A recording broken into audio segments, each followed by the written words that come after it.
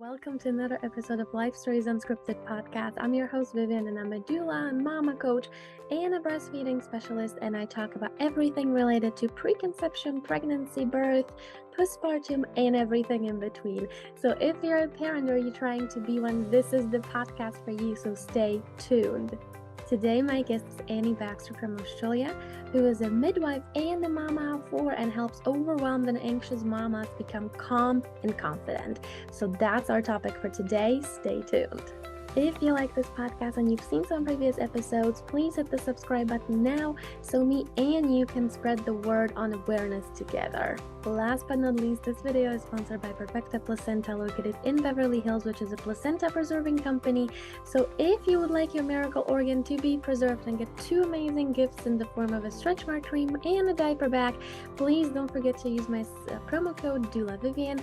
And for more information, I can be reached via LinkedIn or Facebook under my name, Viviane Schima, or via my Gmail address, which is birthwithviviane@gmail.com. Without any more chit chat from me, let's talk to Annie. Hi Annie, thank you so much for being here today. It's such a pleasure to have you. I'm really, really excited to dive into this topic with you.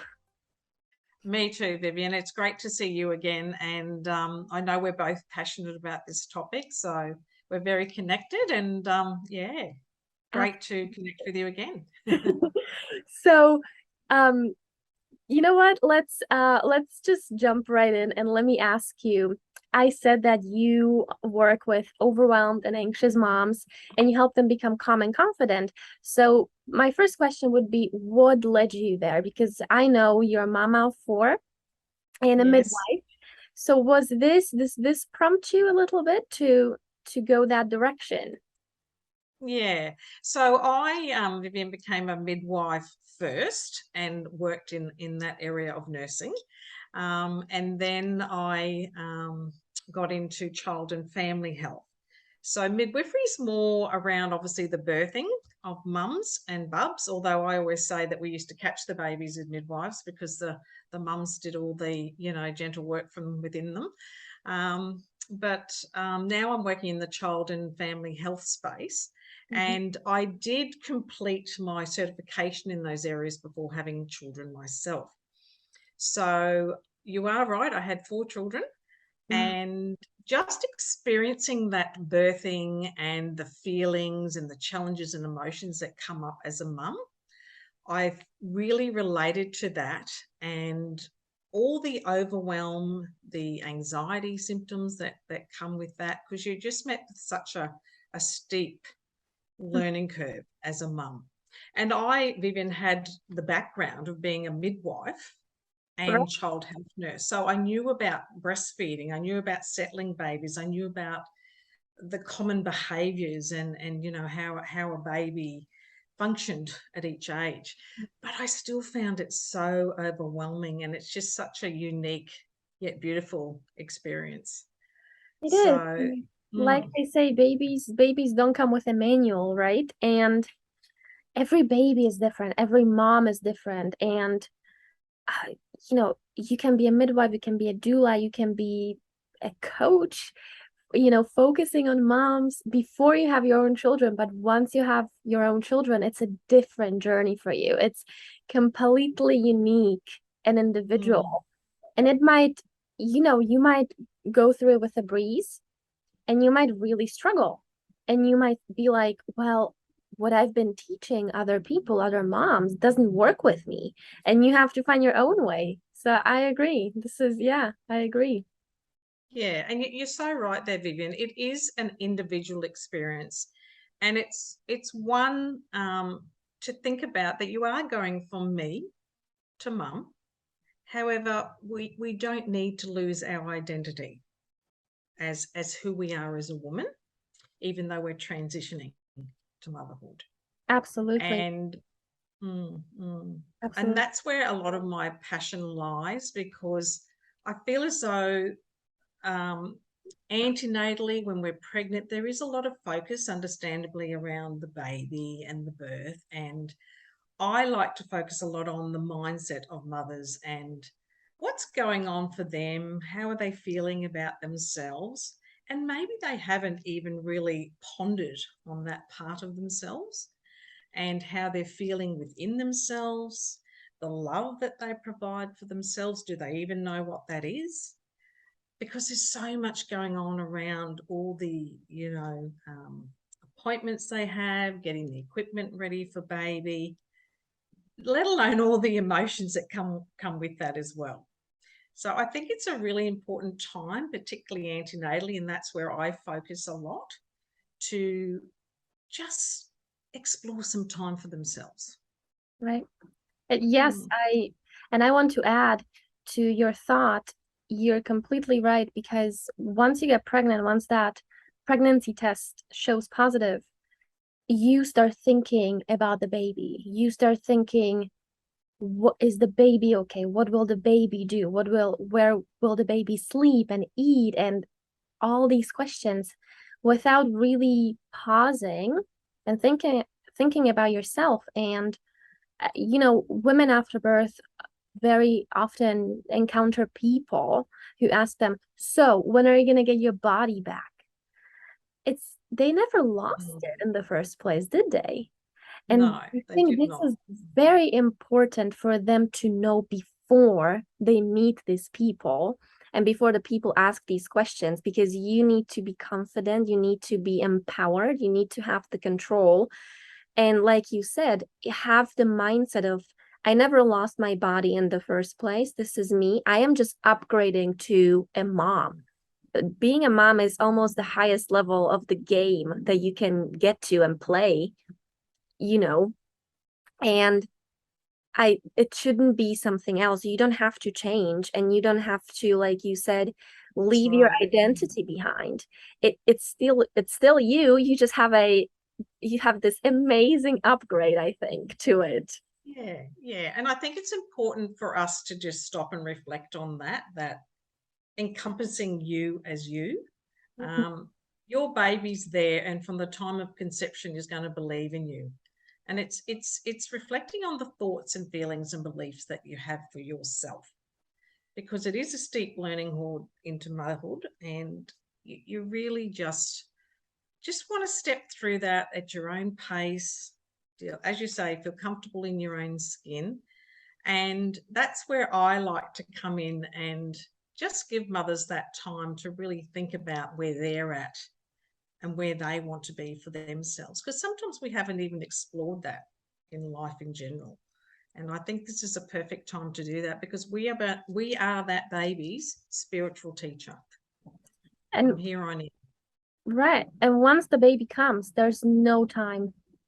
There No. won't be as much time for sure.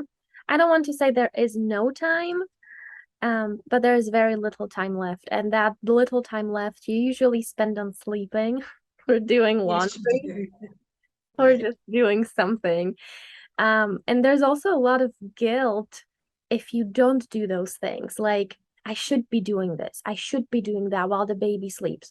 No, you can just nap. It's all right. You're doing so much. You grew this human being. You birthed that human being, and now you're taking care of that human being. And it's a lot of responsibility.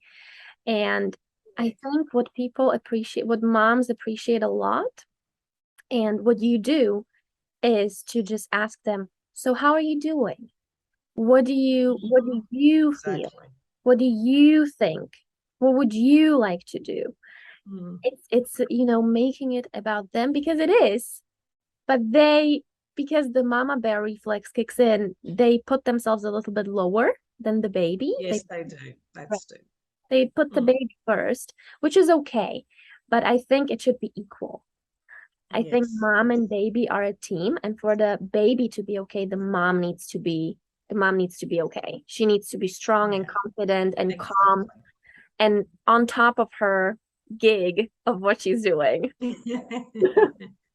Exactly. And you've touched on it there. You need to be, it's really giving yourself permission as a mum to accept all these emotions and feelings that are going to come up, and notice them and embrace them, and not put this pressure on yourself to be or behave a certain way, because that really going to get you nowhere. It's just going to get you into overwhelm when we just start spiraling and our thoughts go round and round and round and round. Mm-hmm. And this, a lot with what I do with mums is I bring them back to the present moment. What's happening for you now? What do you need in this moment? Is it just a couple of breaths to calm your nervous system and reset? There's just so many little small things that you can tweak if you're aware of what's coming up for you. So it's really getting in tune with yourself. And that's why I think it's really great to do that when you're in that me zone, when you're pregnant, and then you've got a little bit of background on yourself as to what triggers you, what things may come up. And it's like anything, preparation and preparing your mind for how you'd like to present for yourself and your baby. And I talk about mothers and others, there's so many of them around us as well. Right. It's going to really set you up for a more calmer, confident transition into motherhood. Yeah. Wonderful. So Annie, do you work also with partners? Do you focus on their feelings, how they transfer almost, because they do, right, to the mom? Yeah. If the mom's okay and the partner is stressed or overwhelmed, and it seems like he's struggling with the situation, what do you do? Yeah. I must admit, I mainly seem to at this point be talking to mums, but that doesn't mean that if there's a Zoom call I'm doing and partners want to jump on, and we do talk about partners because men do get left out of this a little bit, and they will say that. And they do have feelings, and, you know, the men of today are just wanting to be involved, and they're finding their way as well. And I think it's just really good for couples to talk about their feelings using the I feel statements. It's a real non-threatening introductory way to talk to your partner. I'm feeling this way because, and I'm wanting to help you this way. And then we all get a feel of where everyone's at, because often partners are feeling quite vulnerable in these situations as well. They may feel that they're not contributing when they're really wanting to, and they may not be aware of what to do. So there's a really open line of communication that needs to happen between mums and dads, and, you know, just getting a feel for where everyone's at as well. A lot of the times what you said, I really resonate with that. Men oftentimes feel useless, especially in the period that's leading up to birth, and then Yes. you know, during birth itself. But they have such power, they have such potential to ground and anchor their partner. Because if when you're in birth, you're in a different state of mind. Emotions and hormones, literally everything is changing, your body is changing, right? And there's the period right after birth where the baby's not in the belly, and you have to adjust to that because you hosted that baby for 9 months. And the partners can be such huge support system in this time. And it's sad that there's in society there's still not enough, I would say, support to support them and to make them I agree. part of it.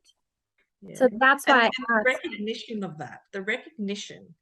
I feel dads, and my son's just had a baby. I've got a 6-month-old grandbaby, and he has shared this with me even when he's gone to antenatal visits.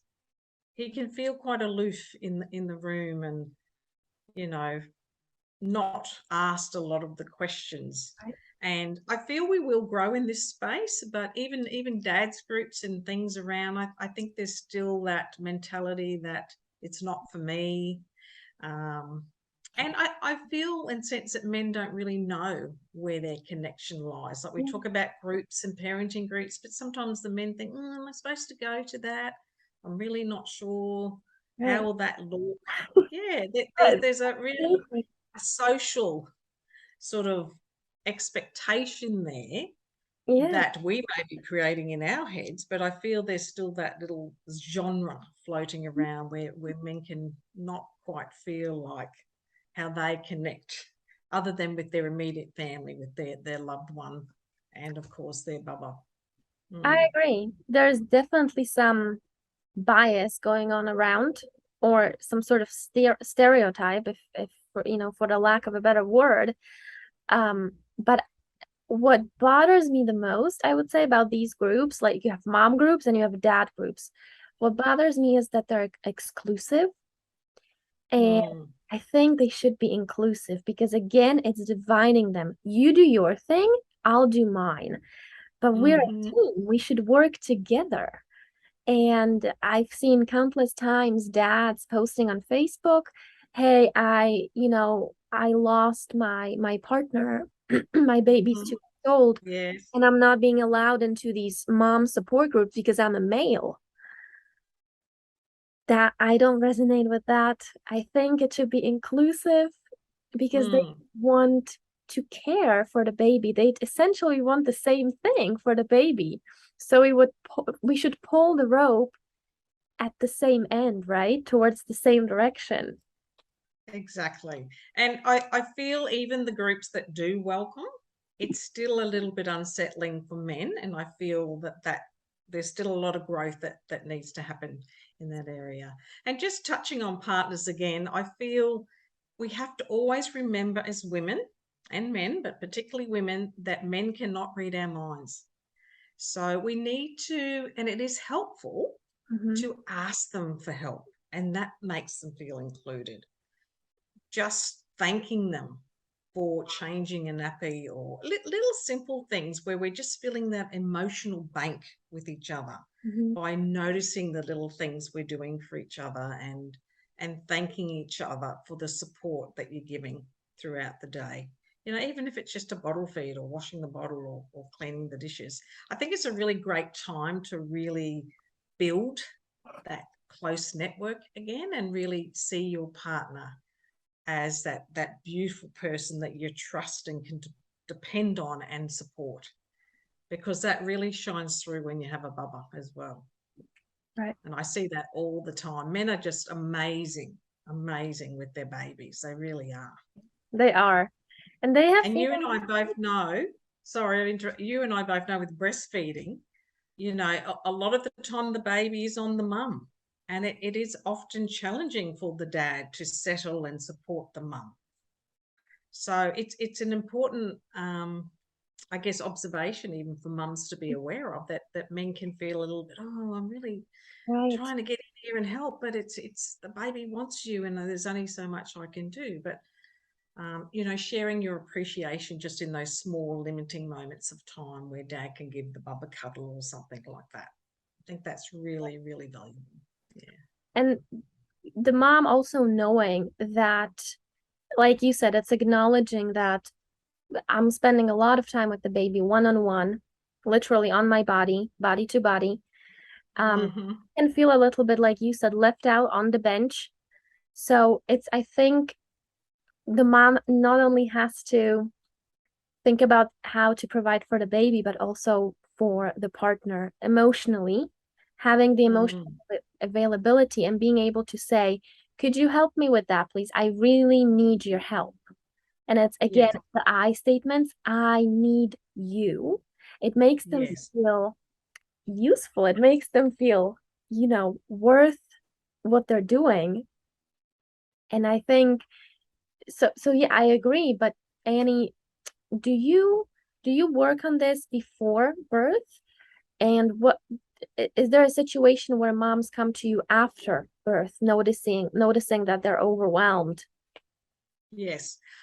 Sometimes when they do come to me, if we just look at afterbirth, they're not really looking at themselves and how overwhelmed, or what their needs are, or what care they need for themselves in that moment, because they could come to me at a time when the baby's unsettled, or um, not feeding like the neighbour's child's feeding, or they're worried about the development. We all know each baby develops at its own individual pace, And that's what we want our little babies to do, not to be like the Joneses baby next door. So they come with a group of worries, often around challenging events around the baby.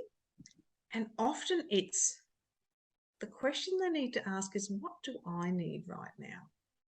Right. What is it that I need in this very moment? We've talked about all this other stuff going on, and you'll find it comes back to some sort of self-care that they need for themselves. And they may not be aware of how to navigate that into their day because everything just goes by the wayside and it's really busy and it's turning over. And it's also saying, I give myself permission to have those couple of minutes. Mm-hmm. Even if it's just they associate it with a habit that they're doing during the day. When they have their cup of tea or coffee or a drink of water, even though they might have to reheat their tea and coffee a number of times, just associating this is the time when I'm going to think, well, where am I at the moment? How am I feeling? What feelings are coming up for me? Really checking in with yourself and giving yourself permission to do that. Because when you've got the awareness and recognition of where you are in any given moment, that gives the power back to you to think, what small thing, however small thing could I do that could shift or help me in this moment? Right. And I talk a lot about victim mentality, and I think this very tightly correlates with that, where you feel overwhelmed, you feel all these feelings, but you go, I don't know what to do. This is just how it is. This is just who I am. Yes. This is just, I just have to, get along with it. But going from that victim to what you said, what do I need? And then what can I do to make the situation better, is going from victim to creator. And I That think is lovely. Yes. when mothers know they have the power to create and to control, because you can't control everything, and especially when you have a baby, like you said, you don't control their development because every baby grows differently at a different pace. And it's this sense of having control over me, over my feelings, over what Yes. I can do. Because, and acknowledging I can't control everything, and it's okay. That's right. It is okay. And I often get mums to ask the question, is this in my control right now or out of my control? Because that gives you more answers as well. So if something's in your control, you could ask, well, what's one small step I could take right now just to manage that a little bit better? The knowledge and the skills that I have at this time, and I've got the support around me to ask for any time I need help. So it's really, I feel it's a lot of granting that permission and noticing where you're at any given moment.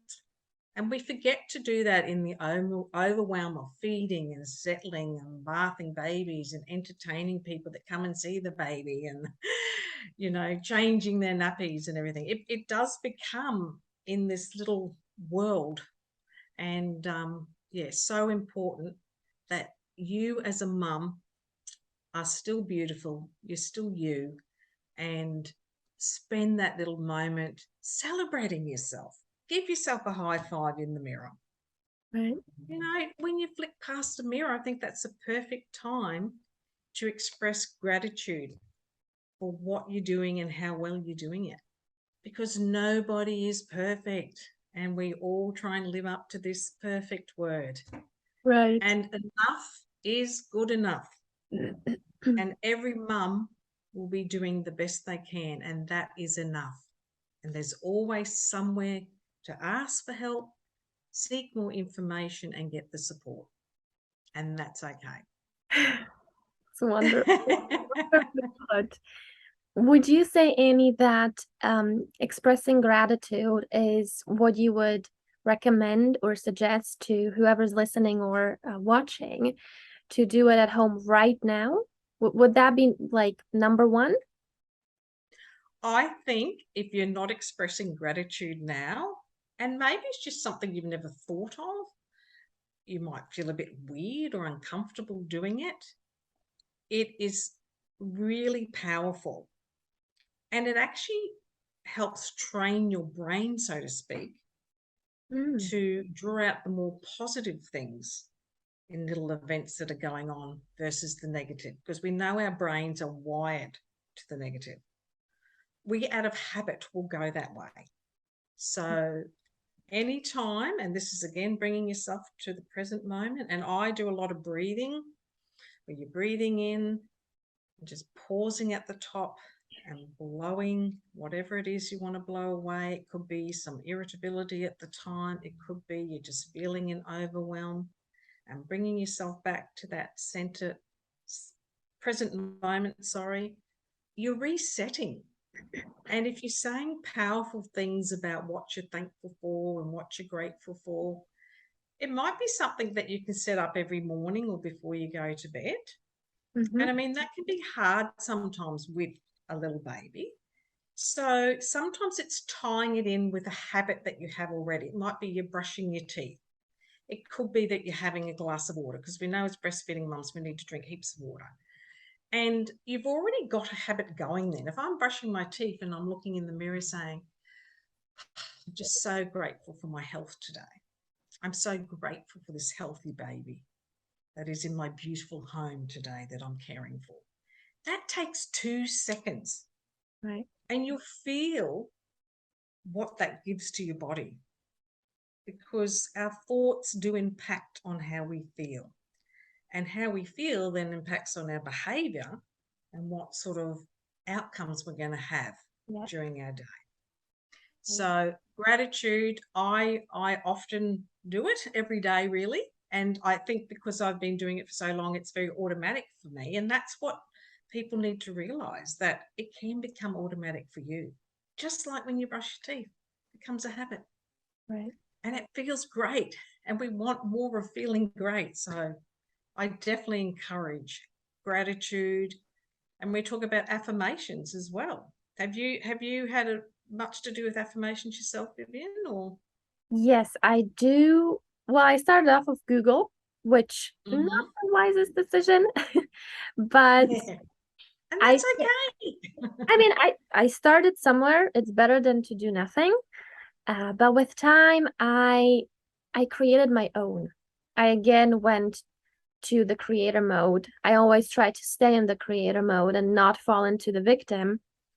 So I created my own affirmations to my own personality, to what I need right now, and Yes. what would help me, um, to read aloud or to tell to myself. And like you said, the gratitude, I think, is the highest level and the fastest way to shift your energy, to go from low to a low vibration, a low energy, to a high one in an instant. And like you said, put a couple of breaths into it, and you can feel the difference. And when you feel a difference, you think about it differently, and the outcome will be different as well. And the whole day just looks so much better, because some days are just, some days are just like, just today. But then you breathe and you pause. I think to pause and acknowledge, and what you said, taking the moment and then resetting. Because that's resetting your focus. We all need something to come back to that's calming, particularly when you're a mum. Right. And I know we've already spoken about the breath, but I am so into breathing because I do feel it resets you, it gets you back to recenter where you're at, and give your mind some time to choose where to from here. And just breathing in general, it calms and resets your nervous system. And that's what we need as mothers. We so do. And I've had to do a lot of this recently. I mean, my children are fully grown, but I was feeling a little bit out of sorts in the last week. And I know how my brain and the subconscious brain works and all that sort of stuff. And I like to command my brain. So if I'm feeling a little bit wonky, there's normally a reason why, and often it's the thoughts. thoughts are starting to sneak in Right. that aren't helpful. They're not resourceful. And when you notice and recognize that, that's the switch to say, okay. Right. And often it's underlying with fear. There's something fearful there that is creating the feelings in your body, and then the thoughts start. Yeah. And that's when we can get into really overwhelm and that negative loop as mums, because we can't seem to break through it. So we need to interrupt it, and that can happen with breathing, because you are interrupting something and bringing yourself back to now. And you can do that when you've got a baby in your arms, or the baby's over there getting changed or dressed by dad. These are the moments to capture as a mum. And that, as you say, gives the energy and the power back to you. Right. And that's where you want it to be. You want your energy to be with you, because you need that for yourself, and you want it to be very vibrant energy. So any little moment you can sneak that in, you go for it. You said it so wonderfully. I was just taking it all in. It is, because it is very powerful. And thank you, Annie, for sharing that, because I think this will help a lot of moms who are watching this, who are listening to this, but also just people, just stressed, overwhelmed young people, or people at work, whatever they're doing. So thank you so much.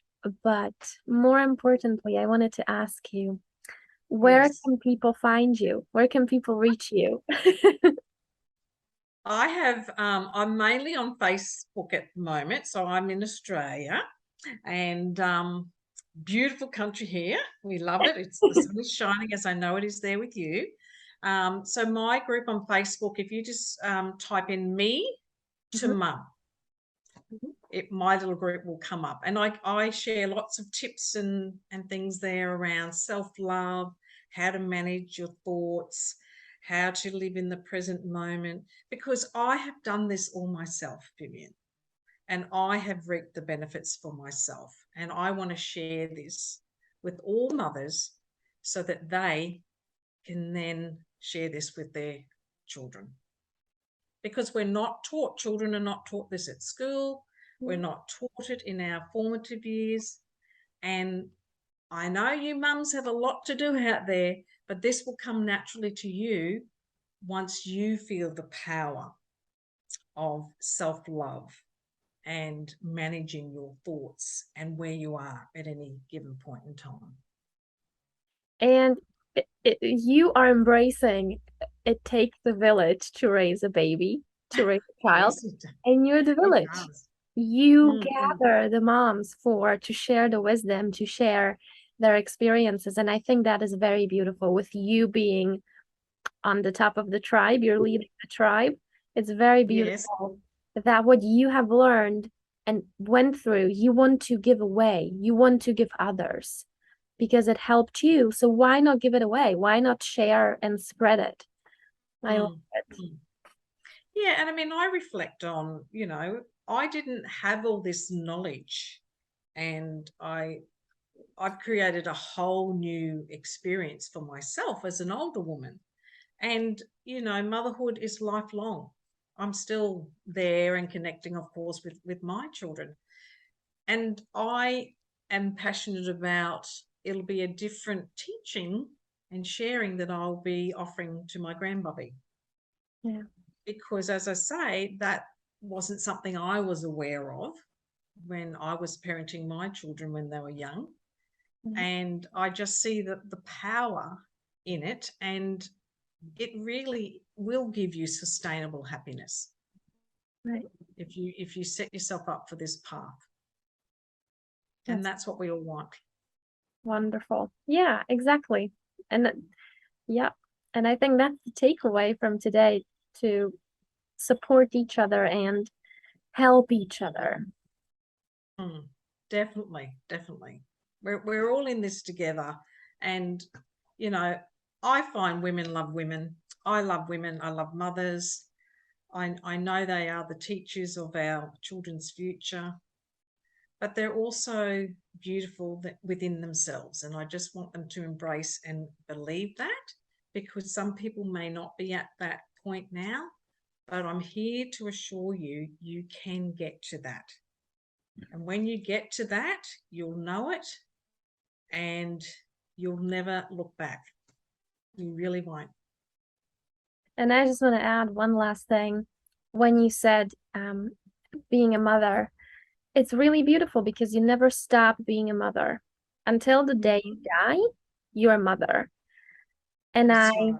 think every mother should have the right and deserves to enjoy that, to enjoy being at the highest level of the game, like we talked, because it's it's at the top. You are yeah. I mean, I'm just gonna repeat myself. But yeah.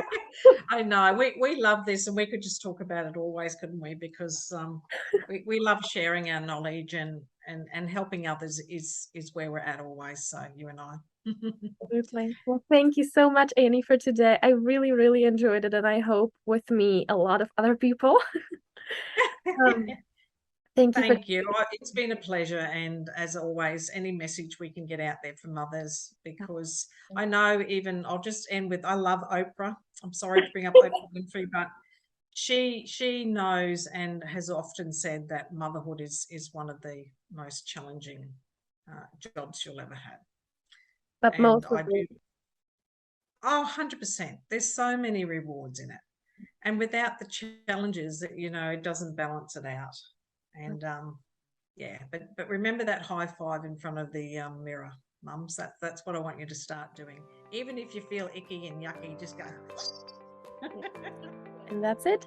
We talked to Annie today. I hope you enjoyed it just as much as I did. If you did, please hit the subscribe button now so me and you can share the word together. Like I said in the beginning, Annie is a mama of 4 and a midwife and has a lot to share with us on her birth stories that we did not have time to tap on today. So stay tuned, because Annie will be back and share her amazing 4 birth stories with us and tips and tricks to mothers to be. If you're a mom, a doula, a midwife, a health coach, or a spiritual healer, and you have a story you'd like to share with me and the rest of the world, or you might know of someone, please reach out to me via LinkedIn or Facebook, where I can be found under my name, which is Viviane Schima, or via my email address, which is birthwithviviane@gmail.com. I'm ready to hear from you. Thank you, and until next time, stay tuned.